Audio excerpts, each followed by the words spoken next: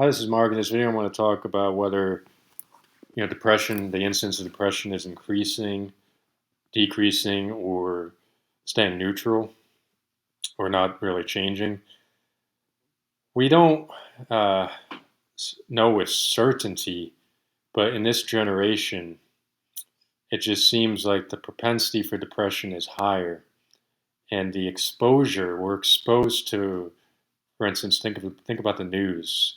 We're exposed to the negative side as well as the positive side of reality. It's such a uh, much higher frequency than ever before.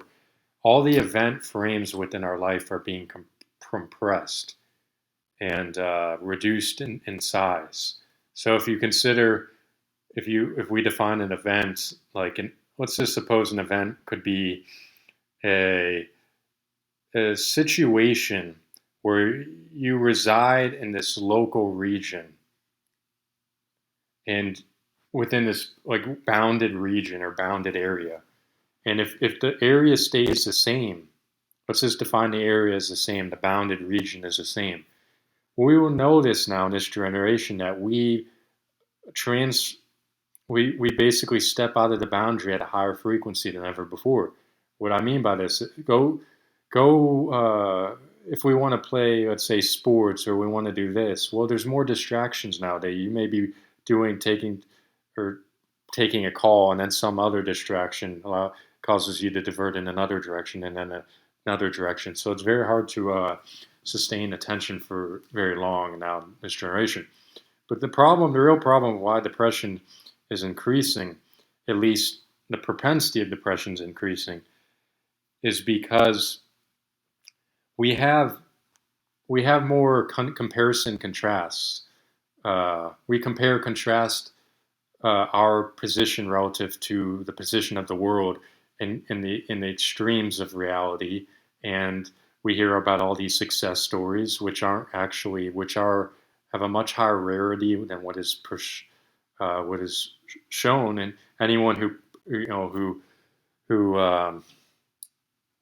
tells you that this is doable or anyone could achieve this is they're basically being deceptive at that point. Any position that we take, if we're in a current position right now and we want to get to some position in the world, well, there's only a localized region that we can have a higher probability of success. Everyone has, within any domain, for instance, if you want to take the domain of art, not everyone is an artist. If I were to go into that domain, I would have a higher probability of failure. I'm not a prodigy. I'm not artistic. Mathematics, which is I'm very strong interest in mathematics, I have a higher probability of success in that area because I invest more energy. I'm not gonna. I wouldn't be a politician because I'm not very good with social skill. My social skills are not adept. I do not know how to deal with people very well. I do not. I miss cues. I am oblivious to certain things. Someone who is very externally aware is going to be adept at that situation. So what you got to find is a niche. Find a localized region, and that's why even people who mention IQ level, for instance, and they say it's so important. No, it's locally as local importance in certain regions. Of course, it can benefit, but the number itself is useless. You can train yourself to increase the number, and you shouldn't define yourself over a futile number that doesn't really matter, and it can always change within a range, and really doesn't do any justice, doesn't really help in the situation. And if it causes you the self-esteem problems, you're going to be have less probability of success. If the brain is very adaptable, the brain is always evolving, and this our potential, our initial potential, you can think of it as potential energy, and then we convert it to kinetic energy through work. You have to move, you have to do something, you have to have motivation. Motivation is a potential energy. uh, Persistence is like the kinetic. It keeps you sustaining that force. You're projecting in that direction, but you need the motivation to yield the persistence. You need the motivation as a driving force and to force you forward towards a particular place or goal, or towards a solution, or if you want to solve a problem, and if we base it on a number or specific number, then it what good does that do? It doesn't really. Basically, it could sidetrack our progression. So the best way is, and the way I view it is, you start with potential energy, but we're always, because adaptability exists and because we evolve, we can always increase it to the next lineage. It's a function of, think about, like, if your family history, if you were born in a family of alcoholics, they were alcoholics, they didn't do anything, they didn't get stimulated in any way, they just sat there, they didn't do any work, of course their potential's going to be lower, and then therefore you're going to exhibit that, and it's just it's life is not fair in that instance, but you can change that. You can change the mindset. You can go in a positive direction. You can increase intelligence on a whole, as a whole, over time. IQ is a subset, therefore it doesn't dictate intelligence as a whole. And you can always move in another direction, and then the next lineage, they move in a positive direction, and then it goes and goes and goes and keeps progressing. Of course, we can't just keep comparing and contrasting and dictate our success based on our position relative to others. Success exists in any given situation. Waking up and getting out of bed, or washing the dishes, or cleaning up, or you know thinking of an idea and carrying it through, or creating something. These are all successes. It's not just the end point. It's not just the destination that dictates the success. And we can, if we quantify things in such a way, it's just a waste of energy. By quantifying, it can be used as fuel. It could be used as motivation, but to be used in a destructive way, by actually always projecting, like having a projection over some futile tests, such as like or even academic performance. It's just, at the end of the day, um, there's always opportunities that exist in different areas. You just find the opportunities and then channel the energy, and don't just have the expectation. Oh yeah, I have the expectation, if I want to be an astrophysicist, or if I want to be an NBA player, or if I want to be a nuclear physicist, or be a professor, academic professor. That's not always in my grip.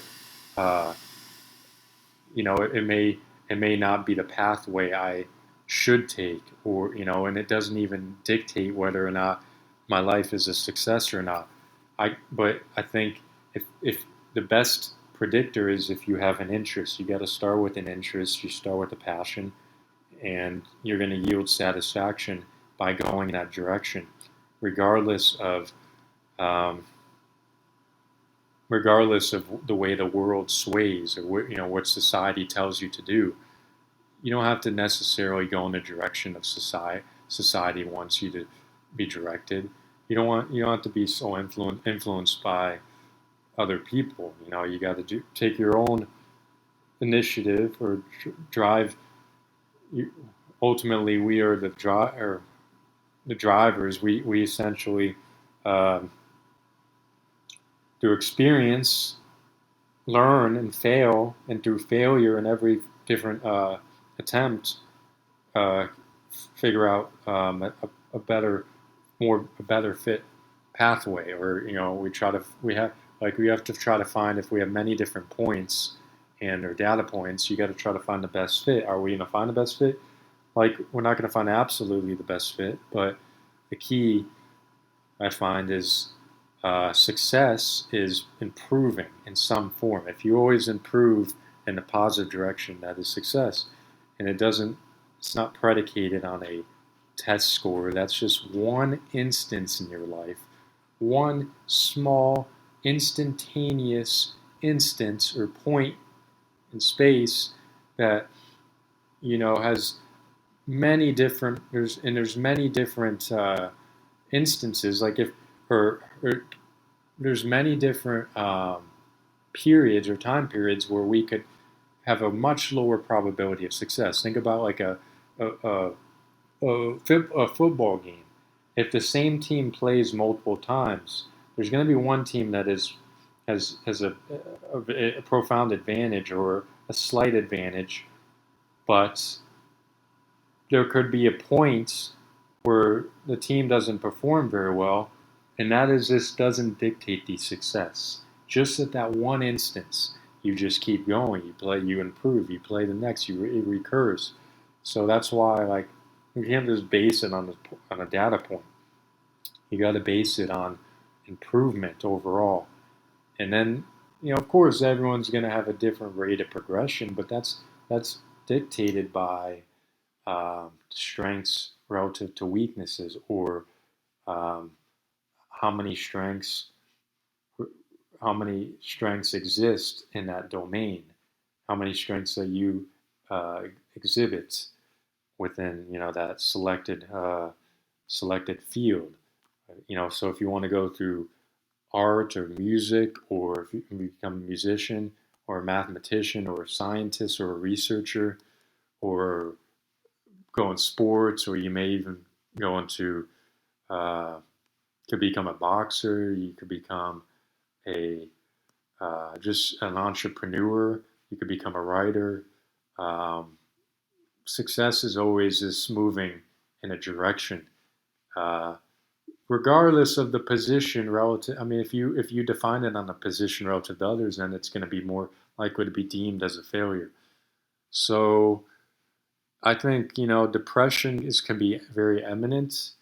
I think the because of this problem, and if it's kind of set aside, and we don't start comparing and contrasting and viewing the negativity of the world, which is exposed to us at a high every single day with much higher capacity than ever before in the past due to globalization.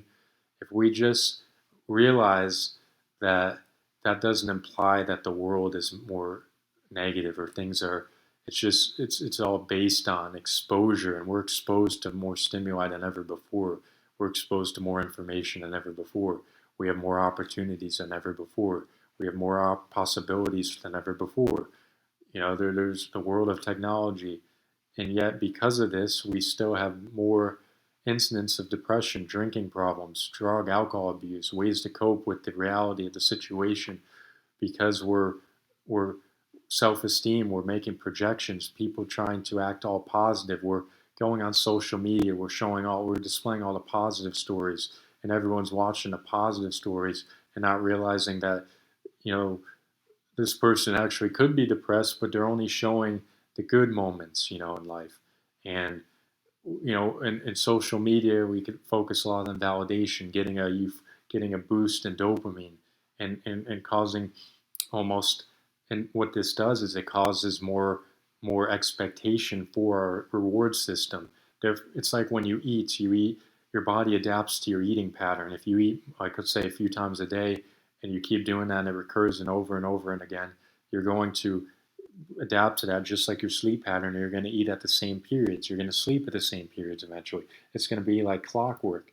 And just like reward signaling, if it happens at a faster frequency, if we need more stimuli, you need more boost, you need more dopamine sur- surcharge, you basically need more validation, then it's going to follow this cyclic pattern. You're going to basically every single day you have to yield either neutral or level or greater to yield a positive effect. But guess what?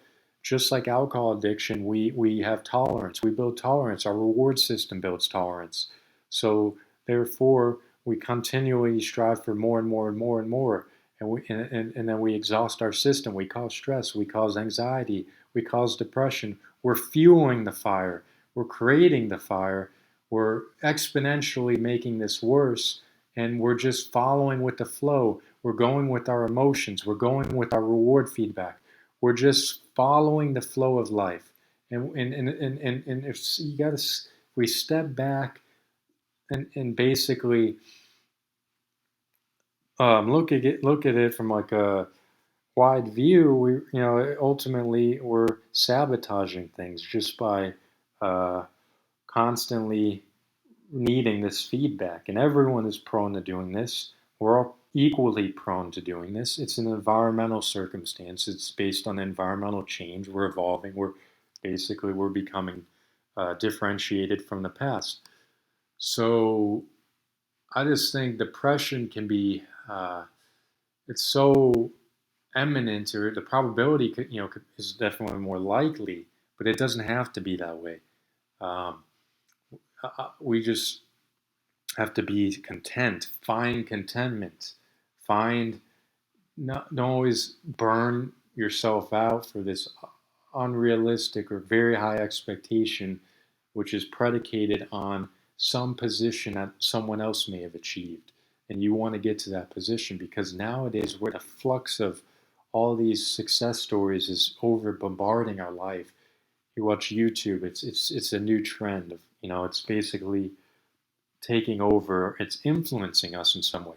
Everything enters the mind influences our subconscious. It affects our behaviors. It's just basically we're not even fully unique. We're basically a conglomerate of multiple ideas, not even our own ideas. We just take it, we transform it, manipulate it based on our own unique genetic up in our upbringing and our demeanor, and basically our initial conditions, our confidence, and it's transformed based on these conditions, and in a unique way. It's like a how would I put it? Alchemy. It's ingredients. They're created, they're formulated in a different way, and basically manifest as such. But it's not really us. We're just our own consciousness, the viewer, the perceiver of everything going around, and we tend to think, "Oh, this is me. This is it can seem like it's just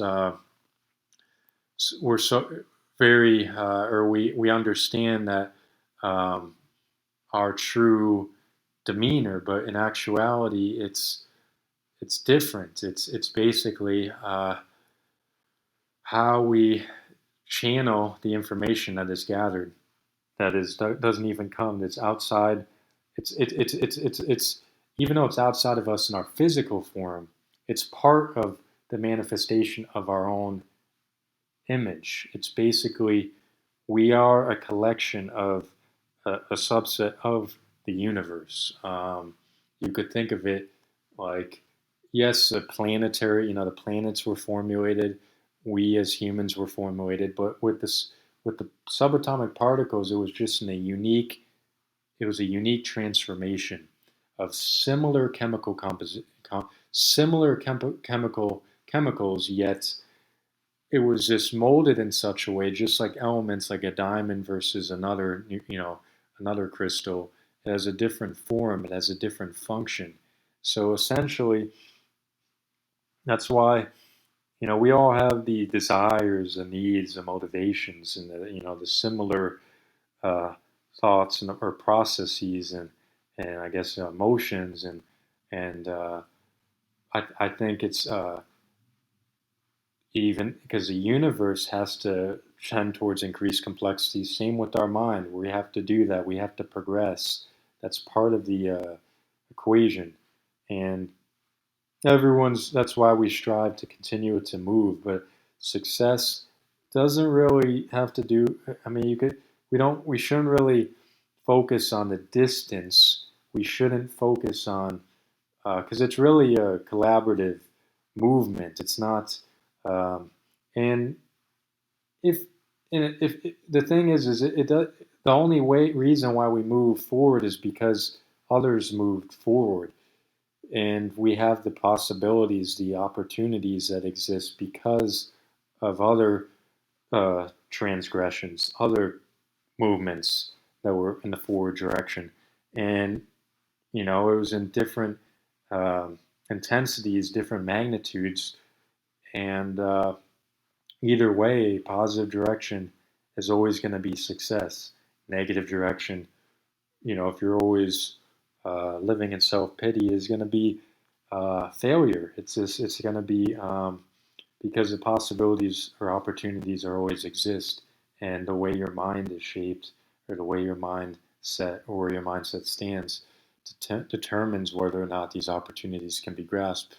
So, for every possibility, because life isn't fair, everyone has a unique set of opportunities at their disposal, but we can open the field, expand the field, or collapse it. And throughout time, the opportunities actually open if we actually persist. So it starts with work. It doesn't sure initial potential may mean the boundary is greater initially, but the boundary could collapse if you're lazy, if you don't do anything, if you basically if you don't have conscientiousness, if you don't want to you want to do the minimal work required. If you want to just get an ego boost all the time, you're basically just, or you just want to feed your own um, reward system all the time, or through drugs and alcohol. You essentially are gonna collapse. It's gonna collapse the boundary, and the rate of change, is of course different for everyone, but it starts with the work, and therefore that expands the field, and that's the only way to expand the future potential, or the what we would consider is the uh, artificial world that we live in could expand, and the only way to do so is that we go in the positive direction rather than a collapse, which is essentially chaos, negativity. All the negative energy is just creates havoc, and that's why there exists stuff like psychosis, which is a form of physiological strain, which is chaos. It's when the mind cannot organize itself anymore because there's too many uh, negative, how would I put it, events that transpired, whether it was due to the genetic initial conditions or due to events that transpired in your life, such as drug abuse, stress, alcohol addiction, all reinforces this. So to mitigate that and go in positive direction, have to believe in it, believe that there is at least hope, or I believe that it is possible. Otherwise, if you believe it's impossible, it's you're not going to move. I mean, you're not going to transgress. So yeah, I think depression is a huge problem, even though it's not really shown, and it's kind of hard to detect at certain points because we put on a mask. But I think to get rid of it, the best thing is to find ways to resist it in the future, because the biological regression, or everyone goes through depressive cycles, and the reason for that is because of whatever we feed the mind right now into the future, or whatever we even the past.